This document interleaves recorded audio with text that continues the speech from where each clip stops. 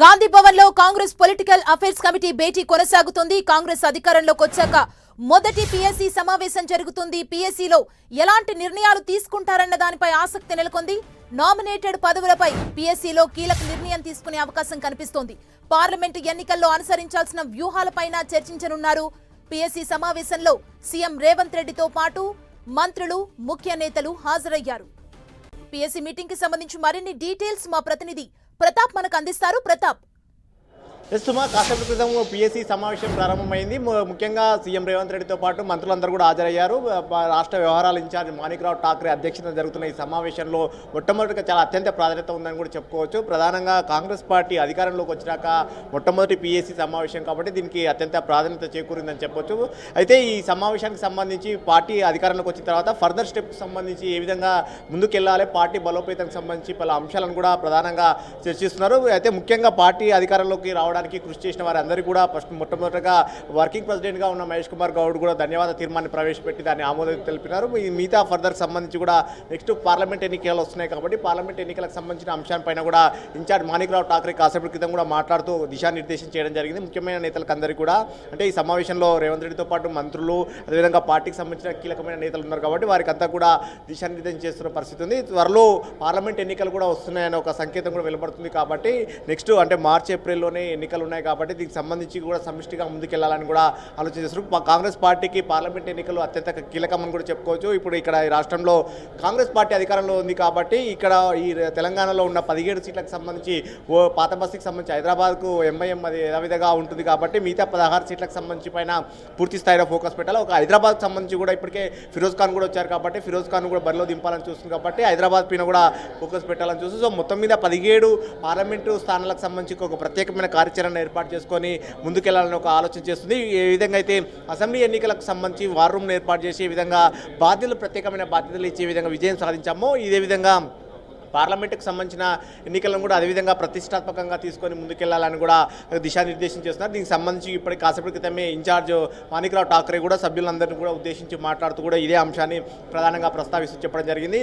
దాదాపుగా 17 సీట్లు ఉన్నాయి కాబట్టి మినిమం 15 సీట్లు గెలిచేటట్టుగా కూడా కార్యాచరణ పెట్టుకోవాలంటూ కూడా దిశానిర్దేశం చేయడం జరిగింది. వాటికి సంబంధించి ఎవరెవరు బరిలో నిలిపాలనే దానికి సంబంధించి కూడా ఫర్దర్ నెక్స్ట్ హైకమాండ్ చూసుకుంటుంది కాబట్టి దానికి ప్రత్యేకంగా ఆయా జిల్లాలకు సంబంధించిన మంత్రులు బాధ్యత తీసుకోవాల్సి ఉంటుందని కూడా చెప్పిన పరిస్థితి. ముఖ్యమైన నేతలంతా కూడా ఖచ్చితంగా ప్రతిష్టాత్మకంగా తీసుకొని పార్లమెంట్ ఎన్నికలపైనే ఫోకస్ పెట్టాలని ప్రధానంగా చెప్పడం జరిగింది. అదేవిధంగా కాంగ్రెస్ పార్టీని నమ్మి ఎవరైతే ప్రజలైతే ఓట్లు వేశారో ముఖ్యంగా 6 గ్యారంటీ స్కీమ్స్ ఏవైతే ఉన్నాయో 6 గ్యారంటీ స్కీమ్ల గురించి కూడా ప్రత్యేకమైన చర్చ జరిగింది. 6 గ్యారంటీ స్కీమ్లను ప్రజలంతా కూడా విశ్వసించారు కాబట్టి ఈ 6 గ్యారంటీ స్కీమ్లను ఖచ్చితంగా అమలుపరిచే విధంగా ప్రభుత్వం కూడా పనిచేయాలంటూ కూడా దానికి సంబంధించి ఇప్పటికే ప్రభుత్వం కూడా పలు నిర్ణయాలు తీసుకుంటుంది కాబట్టి దానికి సంబంధించి కూడా సమావేశంలో అప్రిషియేట్ కూడా చేయడం జరిగింది. దీన్ని ఇంకా మరింతగా సమర్థవంతంగా ముందుకు తీసుకెళ్లి జనాన్ని మరింత ఆకట్టుకోవాలని చెప్పేసి కూడా చెప్పిన పరిస్థితి. వీటితో పాటు స్థానిక సంస్థల ఎన్నికలు కూడా వస్తున్నాయి కాబట్టి స్థానిక సంస్థల ఎన్నికలకు సంబంధించి ప్రభుత్వం పార్టీ ప్రభుత్వంలో ఉంది కాబట్టి పార్టీని మరింత స్ట్రెంథెన్ చేసుకోవడానికి ఏ విధంగా ముందుకెళ్ళాలి, దీనికి స్థానిక సంస్థల ఎన్నికలు అనేది ఒక కీ రోల్గా ఉంటాయి కాబట్టి దాన్ని స్ట్రెంథెన్గా చేసుకొని ముందుకెళ్లాలని కూడా చెప్పిన పరిస్థితి. దీనికి సంబంధించి ముఖ్యంగా ఎంపీటీసీ కానీ జెడ్పీటీసీ అదేవిధంగా లోకల్ బాడీకి సంబంధించి సర్పంచ్ ఎన్నికలతో పాటు మున్సిపల్ ఎన్నికలు కూడా త్వరలో అన్ని రాబోతున్నాయి కాబట్టి వీటికన్నిటి కూడా సన్నద్ధమై ఉండాలి. దానికి తగ్గట్టుగా సీనియర్ నేతలంతా కూడా కార్యాచరణ ప్రత్యేకంగా చేపట్టుకోవాలి. ముఖ్యంగా ఆయా జిల్లాలకు సంబంధించిన మంత్రులు ఎవరైతే ఉన్నారో వారు ముఖ్యంగా దీన్ని బాధ్యత తీసుకోవాల్సిన అవసరం ఉంటుందని కూడా చెప్పిన పరిస్థితి. ఈ పార్టీని స్ట్రెంథెన్ చేయడం కోసము ఆయా సీనియర్ నేతలంతా కూడా కట్టుబడి దానికే పార్టీని మరింత స్ట్రెంథెన్ చేసే విధంగా కార్యాచరణ కూడా రూపొందించాలని కూడా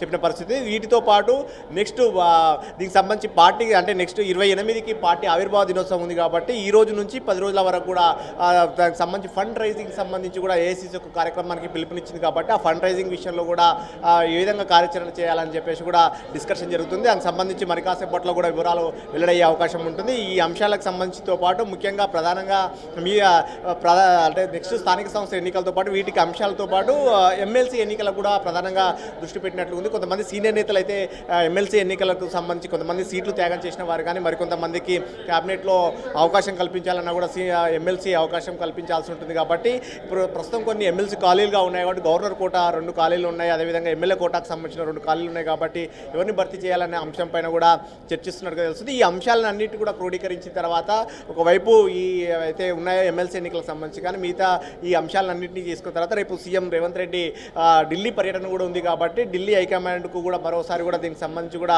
వారికి హైకమాండ్ దృష్టికి తీసుకెళ్లే అవకాశం ఉన్నట్టు తెలుసు. సో రేపు ఢిల్లీ పర్యటన ఉన్న నేపథ్యంలో ఇప్పుడు ఈరోజు పిఎస్సీ సమావేశం చాలా అత్యంత కీలకమని కూడా చెప్పుకోవచ్చు. ఆ పిఎస్సీ సమావేశంలో తీసుకున్న నిర్ణయాలకు సంబంధించి కూడా సీనియర్ నేతలు ఎవరెవరైతే ఏమేమైతే వాళ్ళ అభిప్రాయాలను వెలిపుచ్చారో ఆ అభిప్రాయాలంతా కూడా ఒక నోట్ రూపంలో హైకమాండ్ దృష్టి కూడా తీసుకెళ్లే అవకాశం ఉంటుంది. పార్టీ స్ట్రెంత్ కానీ మిగతా అంశాలకు అన్నింటిని కూడా కూలంకషంగా చర్చించి వీటన్ని కూడా చర్చే అవకాశం ఉంది. మరోవైపు గాంధీ ఐడియాలజీ సెంటర్ని ఏదైతే సికింద్రాబాద్ బోయిన్పల్లి వద్ద కాంగ్రెస్ పార్టీకి 10 ఎకరాలకు పైచిలకు భూమి ఉంది కాబట్టి అక్కడ గాంధీ ఐడియాలజీ సెంటర్ ఏర్పాటు చేయాలని గతంలోనే నిర్ణయించారు కాబట్టి ఆ గాంధీ ఐడియాలజీ సెంటర్ను కూడా త్వరగతిన ముందుకు తీసుకెళ్లాలన్న ఒక ఆలోచన కూడా కాంగ్రెస్ పార్టీ చేస్తుంది. దీనికి సంబంధించి కూడా ముందుకు తీసుకెళ్లాలన్న ప్రతిపాదన కూడా పిఎస్సీలో చర్చించి ముందుకు వెళ్ళే అవకాశం. సో మొత్తం మీద ఈ 4-5 అంశాలపైనే ప్రధానంగా చర్చిస్తున్నారు. నెంబర్ 1 వచ్చేసి నెక్స్ట్ పార్లమెంట్ ఎన్నికలు వస్తున్నాయి కాబట్టి పార్లమెంట్ ఎన్నికలతో పాటు స్థానిక సంస్థల ఎన్నికలను ఎదుర్కొనే విధంగా సీనియర్ నేతలంతా కూడా కార్యాచరణలు చేపట్టాలని చెప్పేసి కూడా చెప్పడం పరిస్థితి ఉంది. అందుకే మంత్రులందరినీ కూడా సీనియర్ మంత్రులందరినీ కూడా ఆహ్వానించే పరిస్థితి. వారందరూ కూడా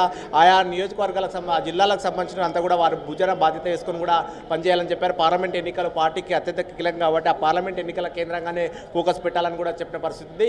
ఈ అంశాలతో పాటు ముఖ్యంగా ఎమ్మెల్సీ ఎన్నికలకు సంబంధించి ఎమ్మెల్సీ నామినేటెడ్కి సంబంధించిన అంశాలను కూడా ప్రధానంగా చర్చిస్తారు. ఇట్లా ఈ ఒక 4-5 అంశాలపైన ప్రధానంగా ఫోకస్ పెడుతున్నారు. ఇప్పటివరకు కూడా ధన్యవాద తీర్మానం జరిగింది, పార్లమెంట్ అంశాలపైన చర్చ జరిగింది.